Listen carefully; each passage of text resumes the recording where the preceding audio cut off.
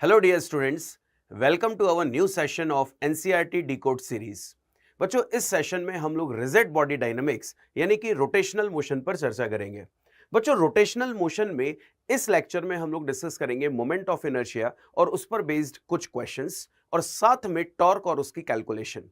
बच्चों, जैसा मैंने नाम बोला रिजिड बॉडी डायनामिक्स, तो सबसे पहले रिजिड बॉडी क्या होती है? बच्चों, एक ऐसी बॉडी जिसका शेप डेफिनेट होता है, अनचेंजिंग शेप जिसको बोल सकते हैं। कहने का मतलब है कि अगर हम उस बॉडी पर कोई फोर्स लगाएं बाहर से, तो उस फोर्स की वजह से उस बॉडी के शेप और साइज में किसी भी तरह का कोई चेंज नहीं होना चाहिए। कह सकते हैं कि बॉडी के अंदर कोई भी दो सक्सेसिव पार्टिकल्स जो हैं उनके बीच का सेपरेशन चेंज नहीं होना चाहिए। अगर ऐसा है तो इस तरह की बॉडी को बच्चों हम लोग क्या बोलते हैं? Rigid body. पर हम जानते हैं कि आइडियली इस तरह की बॉडी मिल पाना पॉसिबल नहीं है, तो आइडियली ये रिजिड बॉडी एग्जिस्ट नहीं करती। पर फिर भी अगर इस पर एक थ्योरेटिकल क्वेश्चन बना दिया जाए तो बच्चों क्वेश्चन कैसा है, चेक करें। Which of the following statements are correct about a rigid body? सबसे पहले लिखा हुआ है ideally a rigid body has a perfectly definite and unchanging shape. Second लिखा है distances between different pairs of particle of rigid body do not change. और तीसरा लिखा है no real body are truly rigid. तो बच्चों, डेफिनेशन में मैंने यही तीन बातें कही थी। इसका मतलब अगर हमें करेक्ट स्टेटमेंट ढूंढना है तो तीनों ही करेक्ट हैं, तो हमारा सही आंसर होना चाहिए ऑल ऑफ द अबव। अब बच्चों, रिजिड बॉडी डायनामिक्स में जो नेक्स्ट पोर्शन है वो है मोमेंट ऑफ इनर्शिया। बच्चों, न्यूटन्स लॉज ऑफ मोशन में जब हम लोग ट्रांसलेटरी मोशन पढ़ रहे होते हैं तो वहां पर हमको एक टर्म सिखाई जाती है जिसका नाम है इनर्शिया। अगर एनसीईआरटी पढ़ें तो इनर्शिया में लिखा हुआ है resistance to change. That means कि कोई भी बॉडी अगर किसी पर्टिकुलर स्टेट में है तो वो उस स्टेट में चेंज का अपोज करती है। ट्रांसलेटरी मोशन में इसको अपन नाम देते हैं इनर्शिया, रेजिस्टेंस टू चेंज। तो बच्चों, जैसा काम ट्रांसलेटरी मोशन के लिए इनर्शिया कर रहा था, बिल्कुल वैसा ही काम रोटेशनल मोशन के लिए यहां पर मोमेंट ऑफ इनर्शिया करता है। बच्चों, मोमेंट ऑफ इनर्शिया की अगर हम लोग कैलकुलेशन की बात करें तो मान लीजिए बच्चों यहां पर एक पर्टिकुलर एक्सिस है, मान लीजिए ये, और एक पार्टिकल इस एक्सिस के चारों ओर एक सर्कुलर मोशन परफॉर्म कर रहा है। मान लीजिए रिवॉल्व कर रहा है ये पार्टिकल जिसका मास हम लोग कंसीडर कर लेते हैं m। अब बच्चों, अगर मुझसे बोला जाए कि इस पार्टिकल के लिए मोमेंट ऑफ इनर्शिया लिखे, तो बच्चों मोमेंट ऑफ इनर्शिया का एक्सप्रेशन जैसा कि हम जानते हैं कितना होता है, m r स्क्वायर। सबसे पहले बच्चों अगर हम लोग इस पर्टिकुलर एक्सप्रेशन पर ध्यान दें तो m क्या है? इस पार्टिकल का मास, और r का मतलब है बच्चों एक्सिस से इसकी परपेंडिकुलर डिस्टेंस, मान लीजिए ये, और इसका नाम हमने रखा हुआ है r। तो हमेशा ध्यान रखें बच्चों, जब भी आप कैलकुलेशन करते हैं तो mr स्क्वायर में r का मतलब होता है पार्टिकल की एक्सिस से परपेंडिकुलर डिस्टेंस। तो इस एक्सप्रेशन की हेल्प से हम लोग कैलकुलेशन कर सकते हैं मोमेंट ऑफ इनर्शिया की। अब बच्चों, डेली लाइफ में कुछ ऐसे एग्जाम्पल्स हम लोग नोटिस कर सकते हैं जिसमें मोमेंट ऑफ इनर्शिया जो है वो वहां पर मोशन को अफेक्ट करता है जब हम बॉडी को रोटेट करा रहे होते हैं।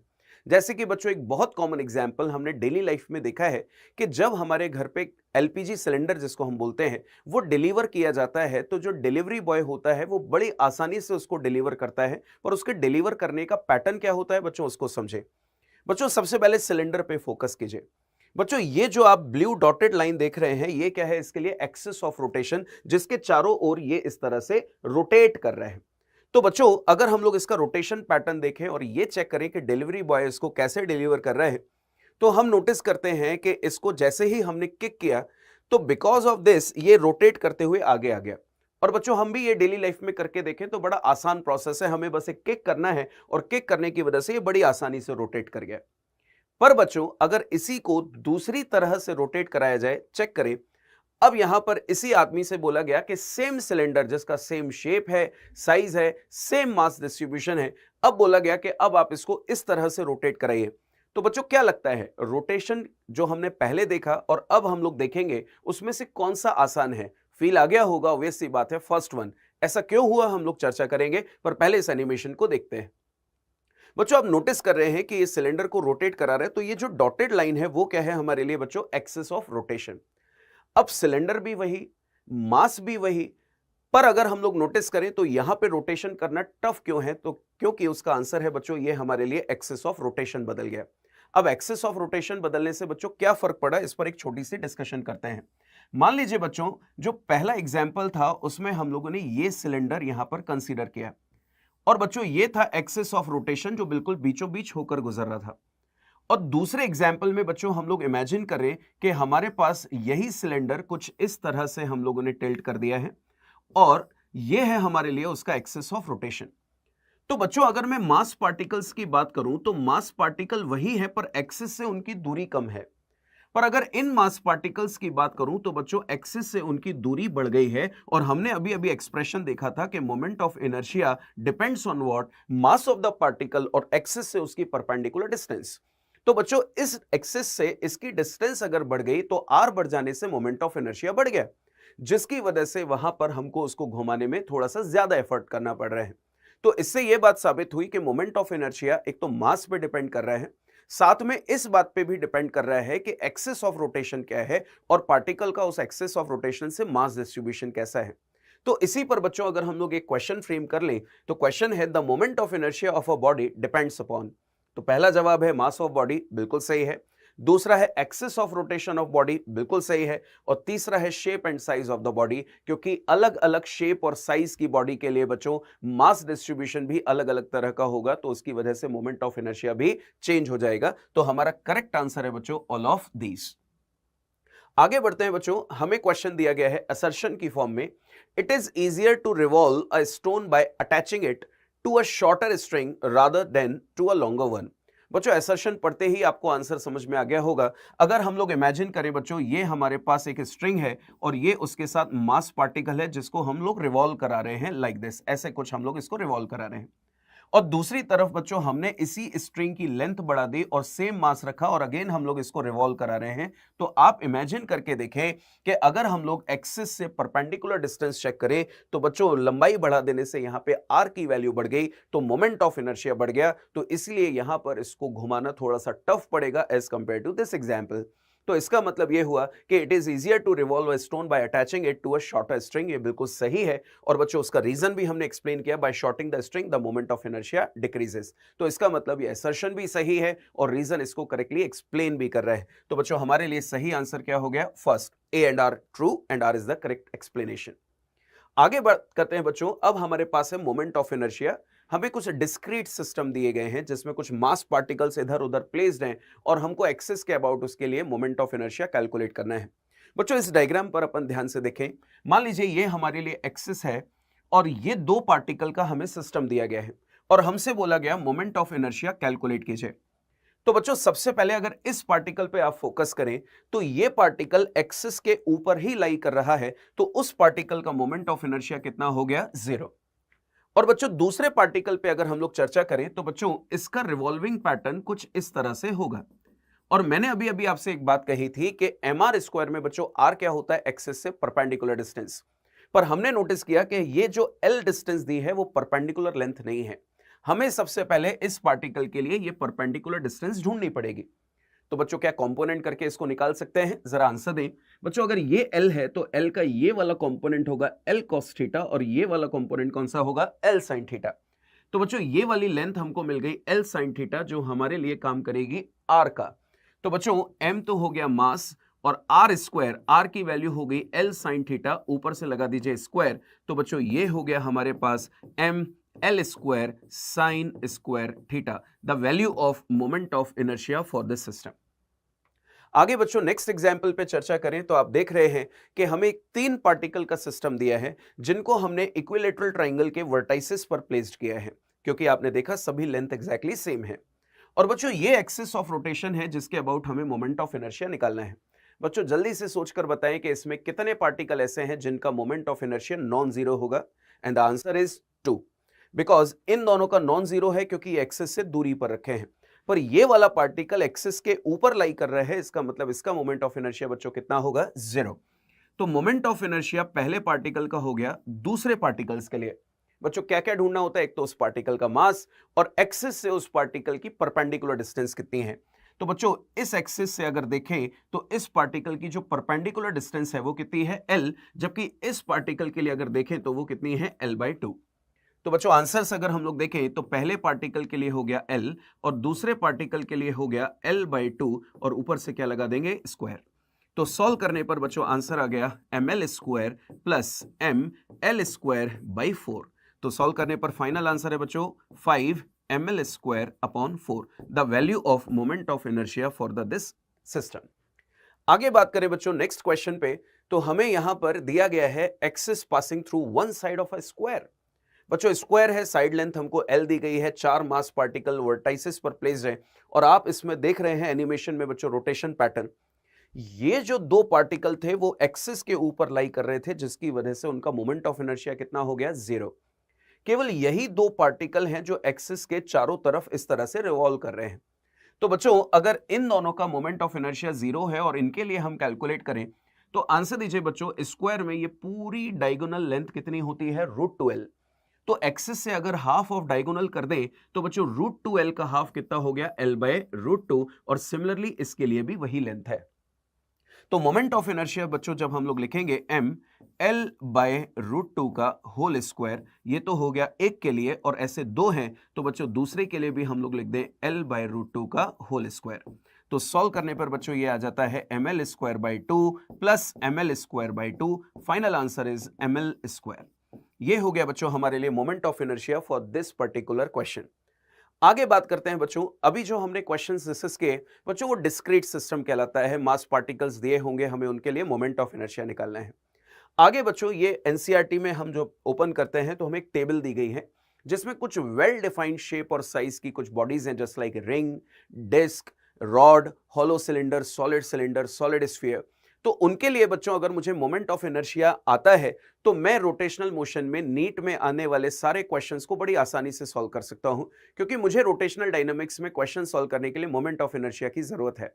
और कुछ मोमेंट ऑफ इनर्शिया बेसिक अगर हमको ये याद हो जाते हैं तो फिर हम लोग इन बॉडीज के लिए किसी भी एक्सिस के अबाउट मोमेंट ऑफ इनर्शिया निकाल सकते हैं। और वो कैसे, उसका सबसे आसान जवाब है हमारी थ्योरम्स। कौन कौन सी, परपेंडिकुलर एक्सिस और पैरेलल।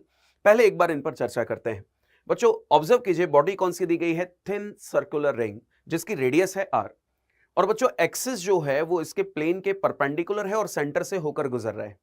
तो इसके अबाउट बच्चों मोमेंट ऑफ इनर्शिया रिंग का कितना होता है, mr²। इसी तरह से अगर सेम एक्सिस हो पर यहां पर बॉडी को बना दिया जाए डिस्क, तो मोमेंट ऑफ इनर्शिया आता है बच्चों mr²/2। बच्चों अब हमारे पास है रॉड और इसके परपेंडिकुलर लेंथ के एक एक्सिस पास हो रहा है और इसके अबाउट मोमेंट ऑफ इनर्शिया होता है ml²/12। बच्चों ये कुछ बेसिक रिजल्ट्स हैं, हम चाहे तो इनको प्रूफ भी कर सकते हैं, पर अगर ये हमको याद हो जाते हैं तो काफी चीजें हमको बड़ी आसानी से कैलकुलेशन में मिल जाएंगे। बच्चों इसी तरह से हॉलो सिलेंडर। अच्छा हॉलो सिलेंडर को हम लोग इमेजिन करें किस तरह से, बच्चों मानकर चलिए एक रिंग है। अगर हम लोग आइडेंटिकल रिंग्स को एक के ऊपर एक रख दें तो आंसर दीजिए जो शेप वहां पे फॉर्म होगा क्या वो एक हॉलो सिलेंडर की तरह दिखेगा। इसका मतलब हॉलो सिलेंडर के अंदर जो मास डिस्ट्रीब्यूशन होता है वो बिल्कुल वैसा ही है जैसा कि रिंग के अंदर है इस पर्टिकुलर एक्सिस के अबाउट। तो जैसा मोमेंट ऑफ इनर्शिया रिंग का था बच्चों, वही moment of inertia same axis के अबाउट किसका है, यहां पर एक हॉलो सिलेंडर का। एंड इसी तरह से बच्चों बहुत सारी डीवीडीज, सीडीज जिनको हम लोग बोलते हैं, डीवीडीज जिनको बोलते हैं, उनको एक के ऊपर एक रख दिया जाए तो वहां पे जो शेप फॉर्म होगा बच्चों वो कैसा होगा, वहां पर हमारे लिए एक सॉलिड सिलेंडर की तरह। और इस एक्सिस के about moment of inertia mr²/2 just like a disc, क्योंकि मास डिस्ट्रीब्यूशन बिल्कुल सेम पैटर्न पे है। और बच्चों लास्ट में आता है एक सॉलिड स्फीयर जिसके लिए मोमेंट ऑफ इनर्शिया आता है डायमेट्रिकल एक्सिस के अबाउट 2/5 mr²। और इसी तरह से बच्चों एक हॉलो स्फीयर होता है, उसके लिए क्या होता है 2/3 mr²। अब जैसा मैंने बोला कि अगर हमको ये चीजें याद हैं तो हम किसी भी एक्सिस के about moment of inertia calculate कर पाएंगे पर्टिकुलर बॉडी का with the help of theorems. तो मैं अगेन एंड अगेन अगर थ्योरम्स पे बात कर रहा हूं तो बच्चों हमारे पास नेक्स्ट सेक्शन वही है, परपेंडिकुलर एक्सिस थ्योरम, और बाद में डिस्कस करते हैं पैरेलल एक्सिस थ्योरम। बच्चों परपेंडिकुलर एक्सिस थ्योरम अगर एनसीईआरटी में लिखे हुए इसके स्टेटमेंट पर बात कर लें पहले, तो स्टेटमेंट क्या लिखा हुआ है, the moment of inertia of a planar body. बच्चों सबसे इंपॉर्टेंट चीज यहां पे एक प्लेनर बॉडी लिखी है, क्या मतलब है इसका, अभी शॉर्ट में आपको डिटेल में वहां पर आगे बात करेंगे। तो अभी शॉर्ट में हम लोग इसके लिए बात कर लेते हैं कि प्लेनर बॉडी मतलब 2D object about an axis perpendicular to its plane is equal to sum of its moment of inertia about two perpendicular axes concurrent with perpendicular axis and lying in the plane of the body। तो बच्चों NCERT में अगर हम देखें तो इस तरह की वहां पर थ्योरम लिखी हुई है, पर इसको अगर सिंपल तरीके से समझें तो बच्चों अगले पेज पे मैं सबसे पहले ये बता रहा हूं कि इस थ्योरम के साथ बाउंडेशन क्या है।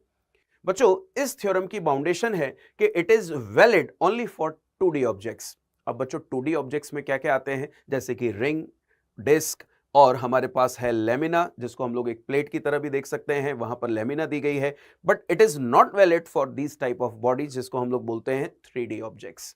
या फिर हम लोग बात करें कि ये स्फीयर है या सिलेंडर है, तो उनके लिए ये वैलिड नहीं है। वैलिड किस किस के लिए बच्चों? डिस्क, रिंग, ये 2D ऑब्जेक्ट्स हैं, एक प्लेट मान लें, एक लेमिना मान लें। अब बच्चों इसको अप्लाई करने का तरीका क्या होता है? बच्चों सबसे पहले अगर हम लोग देखें तो 2D ऑब्जेक्ट जो होगा वो किसी पर्टिकुलर प्लेन में होगा। सपोज कर लेते हैं कि 2D ऑब्जेक्ट हमारा XY प्लेन में है। कौन सी प्लेन में है? XY प्लेन में। तो बच्चों अगर 2D ऑब्जेक्ट हमारा XY प्लेन में है तो उसके परपेंडिकुलर एक्सिस कौन होगा? Z। तो बच्चों सोच के देखिए कि प्लेन के अंदर जो X एक्सिस और Y एक्सिस हैं उनके अबाउट बॉडी का कोई ना कोई मोमेंट ऑफ इनर्शिया होगा, जिसको अपन बोल देते हैं moment of inertia about X, about Y। और मुझे बोला गया कि प्लेन के परपेंडिकुलर जो एक्सिस है Z, उसके अबाउट मोमेंट ऑफ इनर्शिया लिखिए। तो बच्चों उसको हम लोग एक बार विजुलाइज करते हैं किस तरह से वहां पर हमको समझाया गया है। इमेजिन कीजिए एक लेमिना है और बच्चों इस लेमिना में हमने सबसे पहले एक्स एक्सिस को इमेजिन किया है। एक्स एक्सिस के अबाउट इस बॉडी का मोमेंट ऑफ इनर्शिया कुछ ना कुछ होगा, जिसको हम लोग नाम देने वाले बच्चों आई एक्स।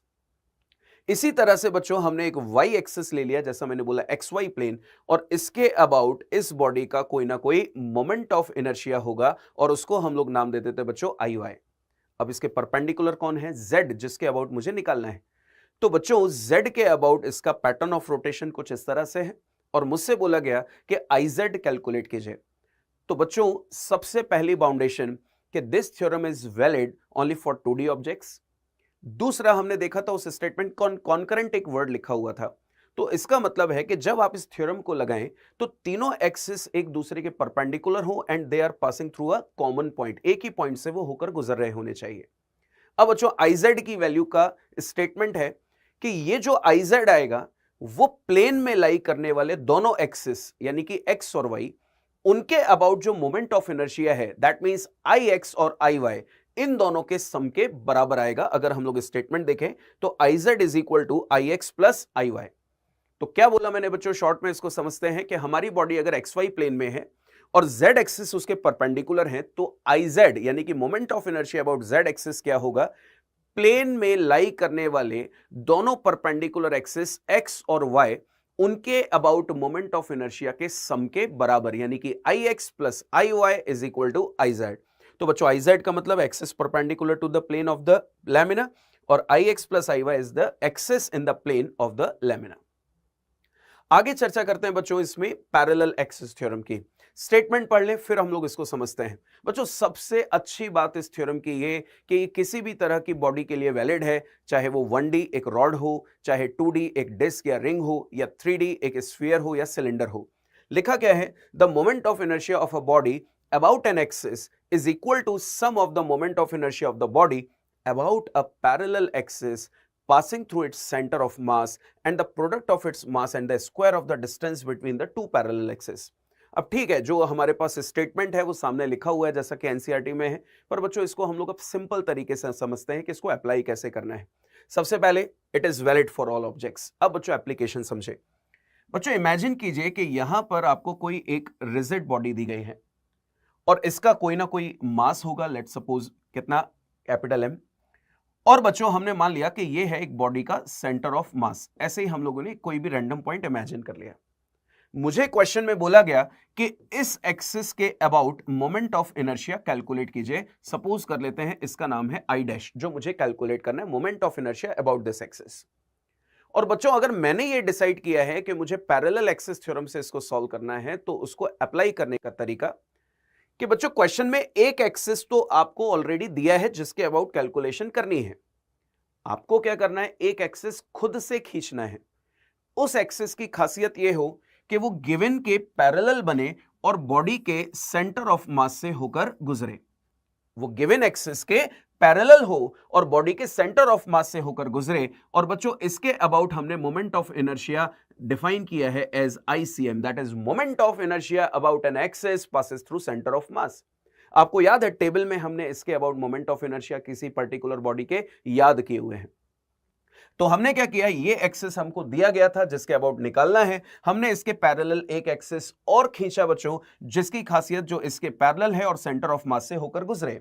और बच्चों इनके बीच का जो सेपरेशन है वो हमने कंसीडर कर लिया कितना, d। तो अब इस स्टेटमेंट की बात करें पैरेलल एक्सिस थ्योरम की, तो I dash is equal to होता है बच्चों ICM प्लस MD²। जैसे कि वहां स्टेटमेंट में लिखा था कि मोमेंट ऑफ इनर्शिया की वैल्यू जो होगी वो एक तो ICM प्लस बॉडी के mass and square of the distance between the two parallel axis के बराबर। तो बच्चों ये है पैरेलल और परपेंडिकुलर एक्सिस थ्योरम। इसकी एप्लीकेशन बच्चों हम लोग अब डिस्कस करते हैं, पर उसके पहले हम लोग एक स्टेटमेंट और पढ़ लें जिसको बोला है रेडियस ऑफ गायरेशन। बच्चों रेडियस ऑफ गायरेशन क्या होता है, अब डेफिनेशन बाद में पढ़ेंगे, पहले समझते हैं। बच्चों मान लीजिए कि यहां पर हमें कोई एक पर्टिकुलर बॉडी दी गई है, सपोज कर लो ये हमारे लिए एक रिंग है, और रिंग के सेंटर ऑफ मास से और प्लेन के परपेंडिकुलर ये एक्सिस होके गुजर रहा है। रिंग का मास मान लीजिए m और रेडियस मान लीजिए बच्चों इसकी r। तो इस एक्सिस के अबाउट मोमेंट ऑफ इनर्शिया इसका कितना हो गया बच्चों, mr²। कितना हो गया, mr²। अब मुझसे बोला गया कि रेडियस ऑफ गायरेशन डिफाइन करो। तो बच्चों रेडियस ऑफ गायरेशन क्या है, सबसे पहले तो सेम एक्सिस मैंने बना दिया। मैं क्या करूंगा, सबसे पहले इस एक्सिस से कुछ दूरी पर, वो दूरी क्या है अभी समझाऊंगा, एक ऐसा पॉइंट पार्टिकल इमेजिन करूंगा जिसका मास उतना ही हो जितना इस रिंग का है। रिंग का कितना है, कैपिटल M, तो इसका भी मैंने मान लिया कैपिटल M। तो बच्चों मुझे एक्सिस से वो दूरी ढूंढनी है उस मास पार्टिकल की जिस दूरी के स्क्वायर का अगर इस मास पार्टिकल के साथ मल्टीप्लाई कर दे तो अगर आने वाला जो आंसर है वो वैल्यू एग्जैक्टली इस मोमेंट ऑफ इनर्शिया के बराबर आए। मैं रिपीट कर रहा हूं, हमें इस मास पार्टिकल को एक्सिस से एक ऐसी दूरी पर प्लेस करना है जिस दूरी के स्क्वायर का अगर इस टोटल मास m के साथ मल्टीप्लाई कर दूं तो आने वाला आंसर एग्जैक्टली इसके मोमेंट ऑफ इनर्शिया के बराबर आएगा।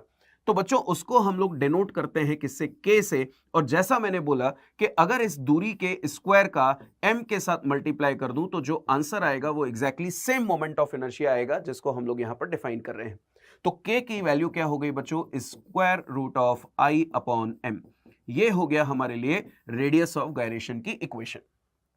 तो बच्चों एक बार डेफिनेशन पढ़ते हैं, क्या लिखा हुआ है, the radius of gyration of a body about an axis may be defined as the distance from the axis of a mass point whose mass is equal to mass of the whole body and whose moment of inertia is equal to moment of inertia of the body about the axis। तो बच्चों अब इसका use कैसे करना है, अब question practice पे आ जाते हैं।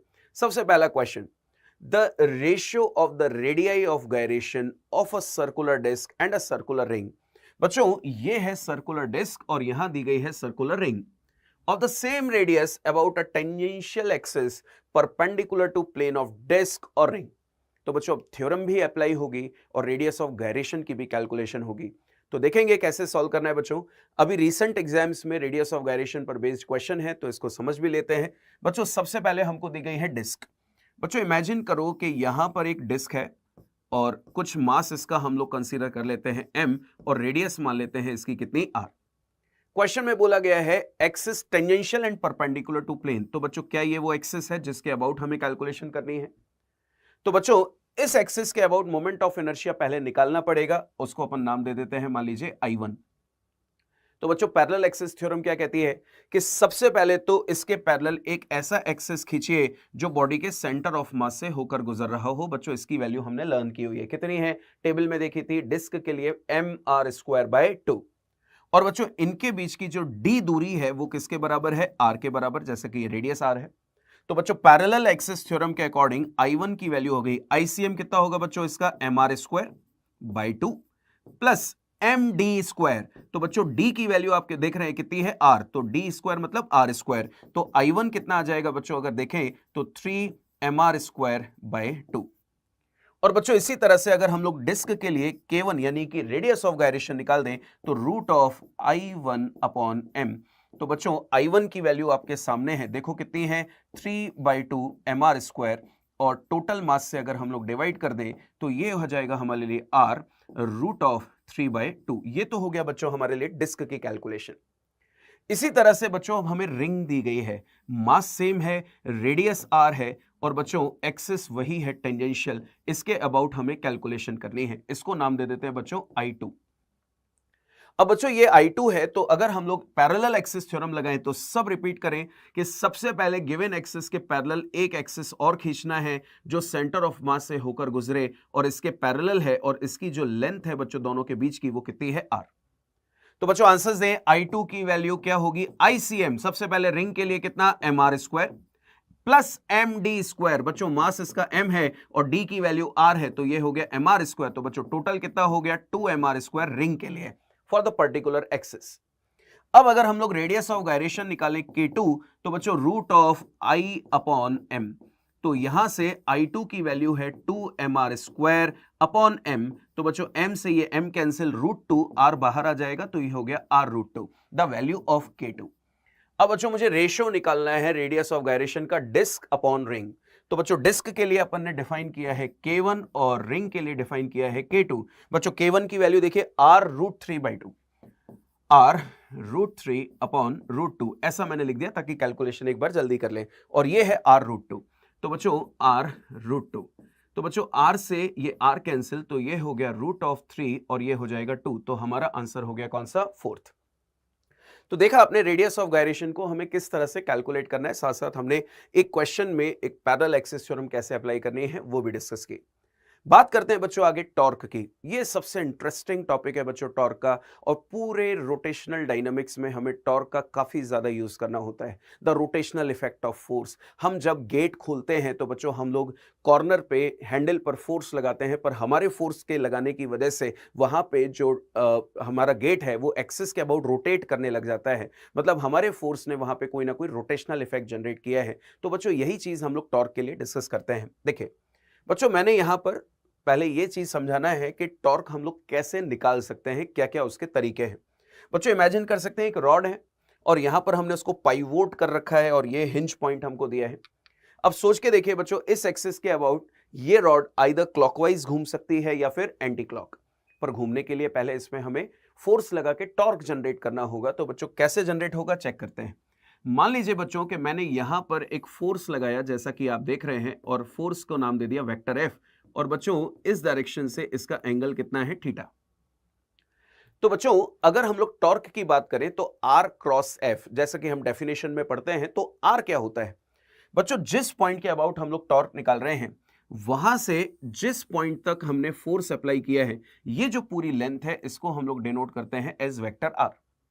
अब मुझसे बोला गया कि वो कौन सा फोर्स या उसका कंपोनेंट है जो बॉडी को रोटेट करा रहा है।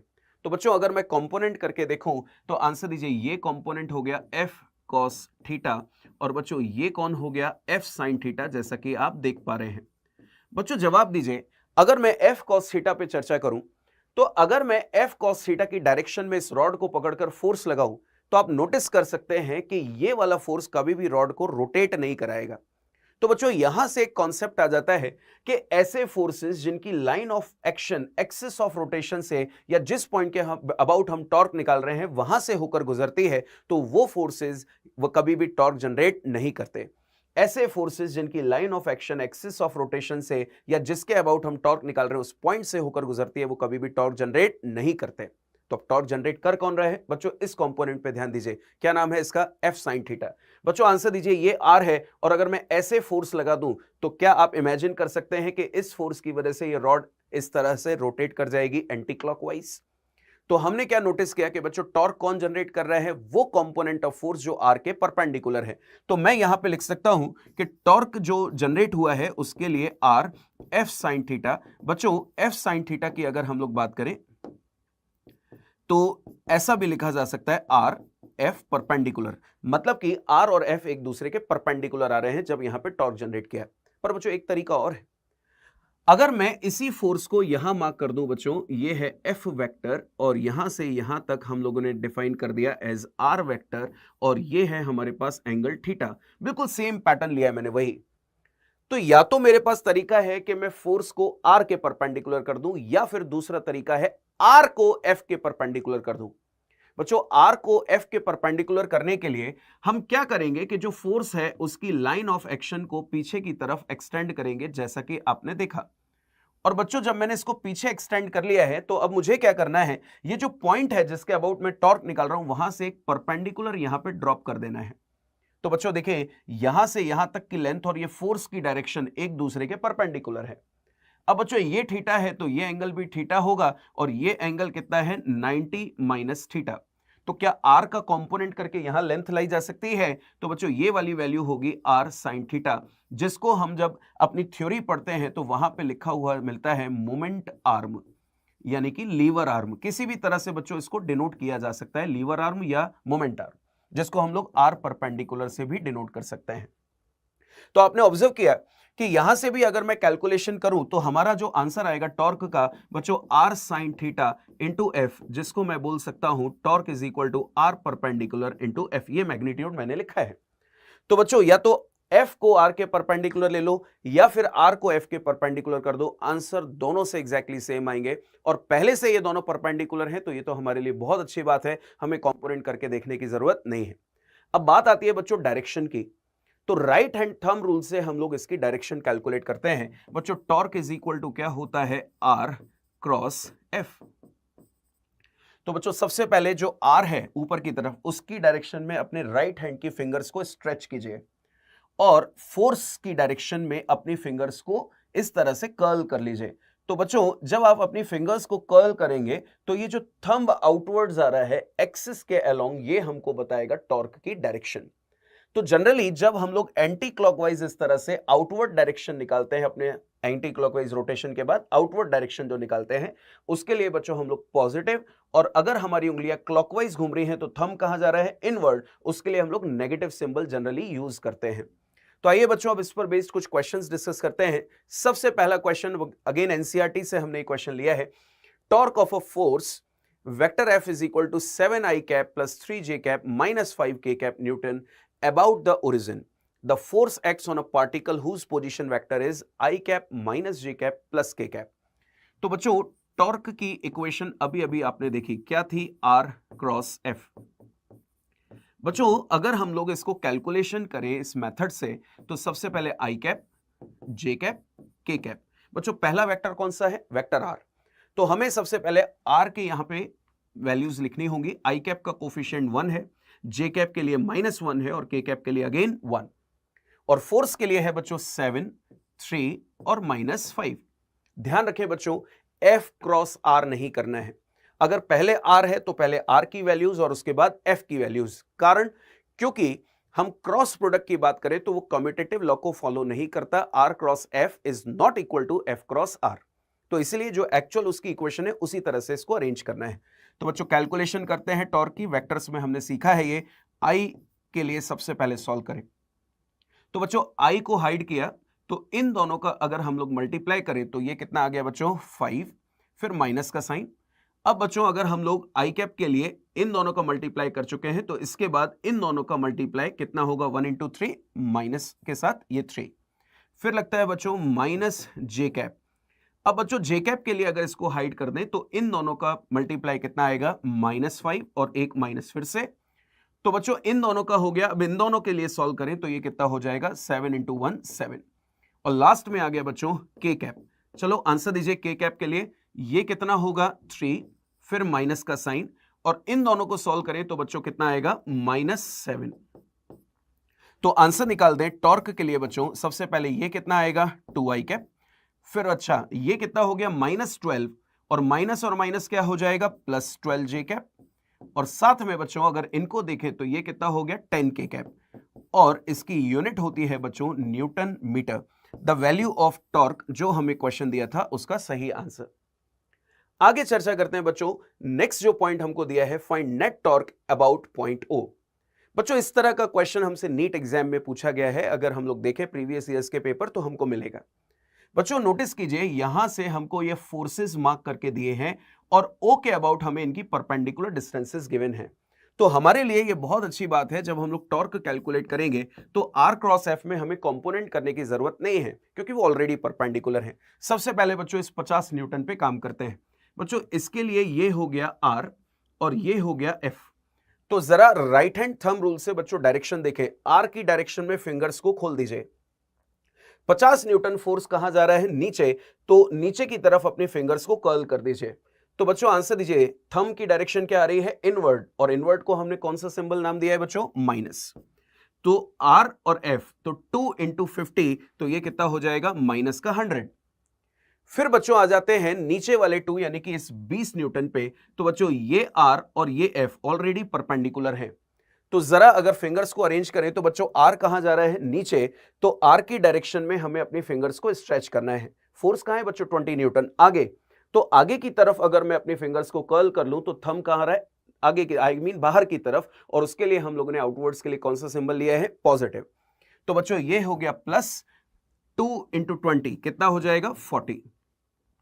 अब बारी है बच्चों 10 न्यूटन की, तो जरा जवाब दें, ये हो गया हमारे लिए R और फोर्स है नीचे, तो नीचे की तरफ अगर मैं फिंगर्स कर्ल करूं तो अगेन थंब कहां रहा है आउटवर्ड्स, तो बच्चों आउटवर्ड्स के लिए पॉजिटिव एंड 2 इंटू 10 कितना हो जाएगा 20। तो टॉर्क की वैल्यू बच्चों अगर निकालें तो ये हो गया 60 माइनस 100 प्लस 60, तो हमारे पास आंसर आ गया बच्चों माइनस 40 न्यूटन मीटर।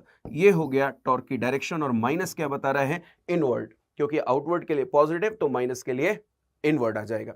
ठीक है, अब आगे बात करते हैं बच्चों नेक्स्ट सिचुएशन पे। अगेन एक अच्छा क्वेश्चन है, a particle of mass m is projected with velocity u at angle theta with horizontal, then find torque of mg about point of projection o। बच्चों ये और कंडीशन दी है when particle is at highest point. बच्चों इसके about तो calculation करनी है, ये है वो पॉइंट जिसके अबाउट टॉर्क निकालना है। ये रहा हमारा पार्टिकल और इस पे mg कहां लग रहा है नीचे। बच्चों हमने क्या सीखा कि सबसे पहले R और F पे फोकस कीजिए कि F कौन है और R क्या है।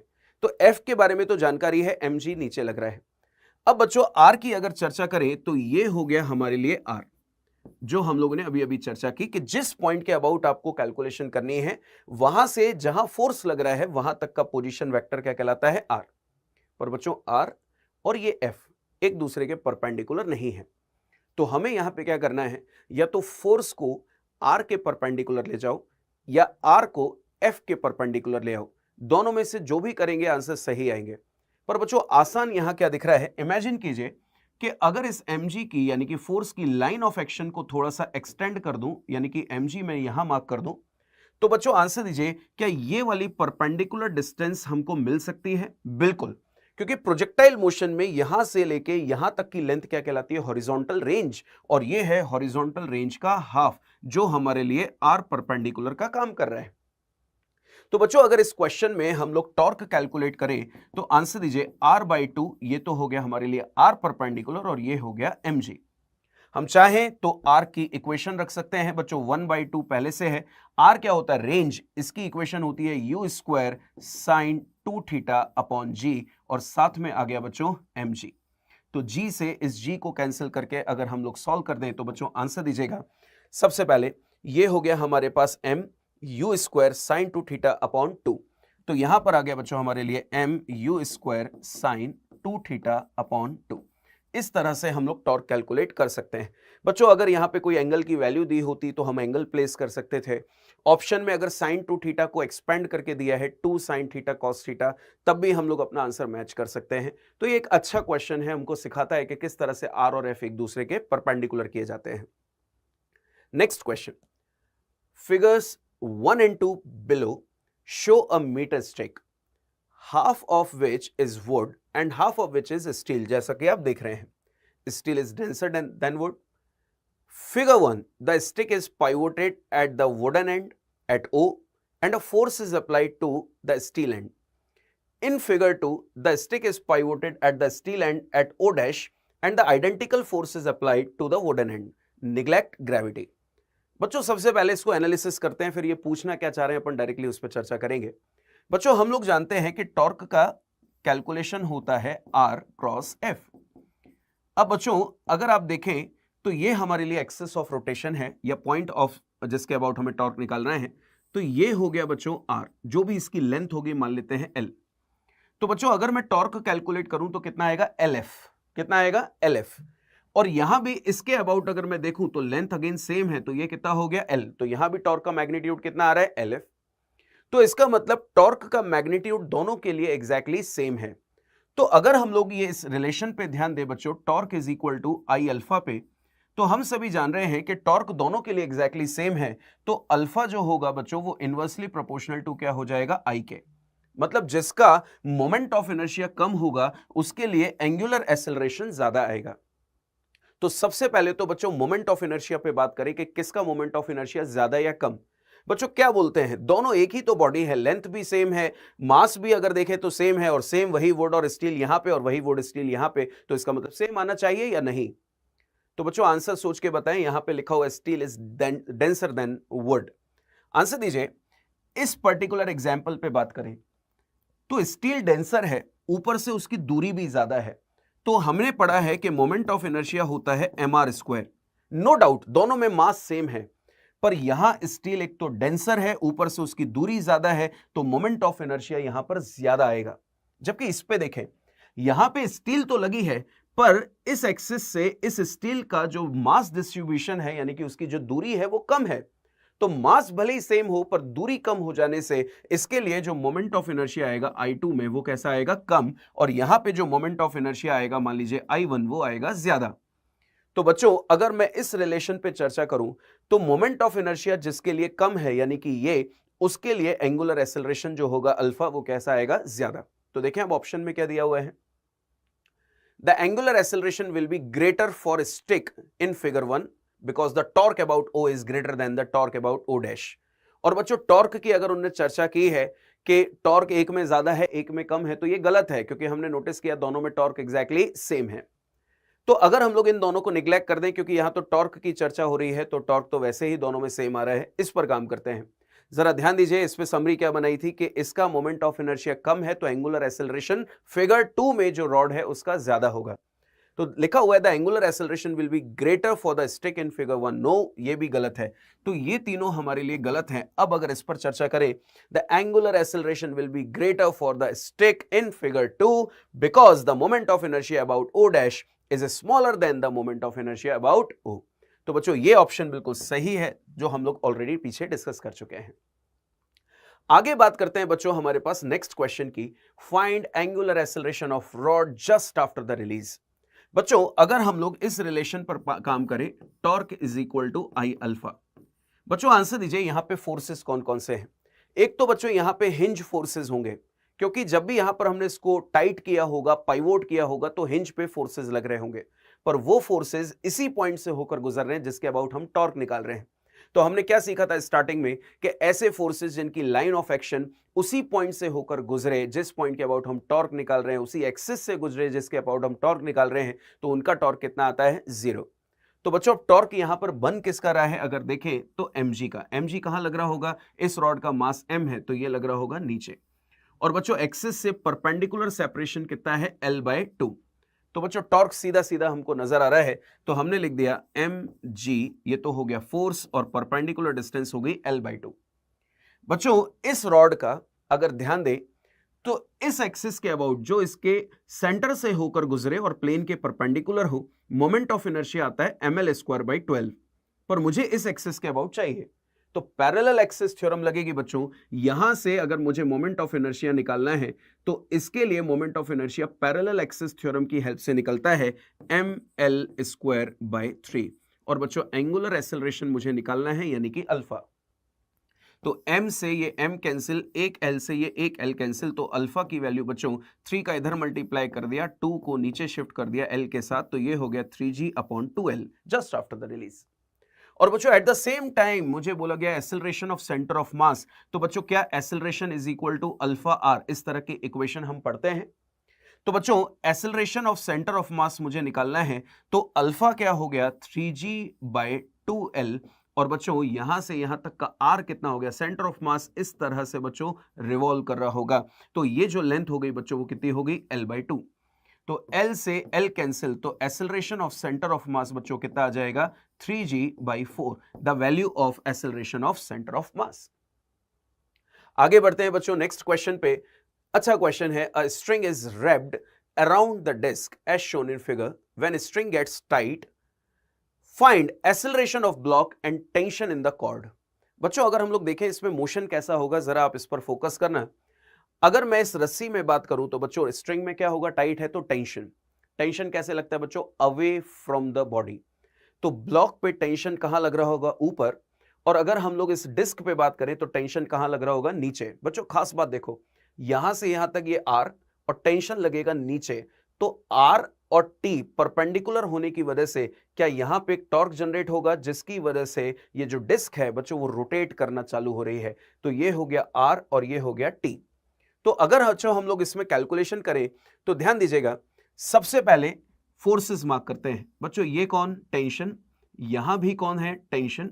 इस पर अगर फोर्स देखें तो अर्थ जो अप्लाई कर रही है इस बॉडी का वेट दैट इज 2 mg, जिसकी वजह से हमने नोटिस किया कि ये नीचे आया, साथ में इसके साथ हमने रोटेशन नोटिस किया तो इसके पास एंगुलर एक्सेलरेशन आया, और बच्चों ये लेंथ जो है वो कितनी है, r। तो सॉल्व करना बड़ा आसान है बच्चों। इसमें सबसे पहले अगर हमें acceleration of block, tension in the cord, ये सारी चीजें निकालनी है, तो बच्चों पहला केस हम सॉल्व करते हैं, torque is equal to I alpha, या पहले अपन ब्लॉक के लिए सॉल्व कर लेते हैं। बच्चों आंसर दीजिए, ब्लॉक अगर नीचे ट्रांसलेटरी मोशन कर रहा है, बिल्कुल सीधा सीधा नीचे आ रहा है, तो F net is equal to M A, ये हमारे पास इक्वेशन है जैसा कि हम एनएलएम में पढ़ते हैं। बच्चों नीचे कितना फोर्स लग रहा है, एक्सेलरेशन डाउनवर्ड है तो 2 mg। ऑब्जर्व कीजिए 2 mg नीचे लग रहा है पर इसका अपोज कौन कर रहा है, t, तो नेट फोर्स हो गया 2 mg minus T is equal to बच्चों हमारे पास इसका मास जो है ब्लॉक का वो कितना है 2m, तो ये हो गया 2m इंटू ए। एक इक्वेशन तो हमने यहां बना दी। बच्चों दूसरी इक्वेशन पे अगर हम लोग काम करें यहां पे, तो इसके में अंदर रोटेशन हो रहा है, तो torque is equal to I alpha. बच्चों अभी अभी मैंने बताया था टॉर्क, ये R और ये T, तो ये क्या बन गया, RT, दोनों एक दूसरे के परपेंडिकुलर हैं। बच्चों डिस्क का moment of inertia about an axis which is perpendicular to its plane and passing through centre of mass इज mr स्क्वायर बाय 2, तो ये हो गया हमारे लिए mr स्क्वायर बाय 2। और बच्चों हम जानते हैं कि अल्फा इज इक्वल टू होगा ए बाई आर, क्योंकि ए बराबर अल्फा आर, तो मैं डायरेक्टली लिख देता हूं ए बराबर अल्फा आर, तो अल्फा हो जाएगा ए बाई आर। इसको अगर मैं यहां प्लेस कर दूं तो ये हो जाएगा ए बाई आर। अब बच्चों क्या क्या कैंसिल हो रहा है पहले उस पर ध्यान दें। यहां पे एक आर से एक आर कैंसिल, इस आर से ये आर कैंसिल, तो टी की वैल्यू कितनी आ गई, M A by 2। Equation number second. बच्चों आंसर्स दें, अगर हम लोग इस टी की वैल्यू यहां प्लेस कर दें, टी की वैल्यू अगर हम लोग यहां प्लेस कर दें तो हमें क्या मिल जाएगा, एक्सेलरेशन। तो बच्चों 2 mg माइनस टी की वैल्यू यहां रख दें तो ये हो गया ma by 2 is equal to ये कितना आ गया 2 ma। सॉल्व करते हैं बच्चों इसको, टी की वैल्यू हमने कितनी रखी है, ma बाई 2, तो 2 mg इज इक्वल टू ये हो गया 2 ma प्लस ma बाई 2, इसको इधर शिफ्ट कर दें बच्चों, सारे m आपस में कैंसिल, तो 2g इज इक्वल टू ये कितना हो जाएगा 4 और ये रह जाएगा हमारे पास 1, तो ये हो गया 5a बाई 2। बच्चों 2a और a बाई 2, तो 2 इंटू 2 कितना हो गया 4a प्लस a, तो ये कितना हो जाएगा 5a बाई 2। अब बच्चों हमें क्या कैलकुलेट करना है, सबसे पहले एक्सेलरेशन ऑफ ब्लॉक, तो उसको यहां पे निकाल देते हैं। बच्चों एक्सेलरेशन ऑफ ब्लॉक चेक कीजिए, 2 इंटू 2 कितना हो गया 4g, यानी कि 40/5, तो बच्चों ये हो जाएगा 8 मीटर पर सेकेंड स्क्वायर। और बच्चों इसी वैल्यू 8 को अगर मैं यहां पर प्लेस कर दूं ma बाई 2 के साथ, तो हमें क्या मिल जाएगा, टेंशन। नेक्स्ट पेज पे सॉल्व करते हैं, t की वैल्यू ma बाई 2, तो बच्चों t की वैल्यू आ गई ma बाई 2। बच्चों एक्सेलरेशन हमने निकाला था 8 और ये हो गया t, तो t की वैल्यू हमारे पास हो जाएगी कितनी, 4m। तो बच्चों ये है हमारे पास टेंशन इस पर्टिकुलर क्वेश्चन में। तो देखा आपने बच्चों, जो क्वेश्चंस हम लोगों ने अभी तक प्रैक्टिस किए, ये कुछ क्वेश्चंस थे जो टॉर्क पर बेस्ड थे। हम अपकमिंग लेक्चर्स में कुछ और भी इसके क्वेश्चंस और आने वाले टॉपिक्स डिस्कस करेंगे, और साथ में बच्चों जो इसके क्वेश्चन आप प्रैक्टिस के लिए देख सकते हैं वो हमारे पास डिस्क्रिप्शन में दिए गए लिंक में आपको मिलेंगे। Thank you.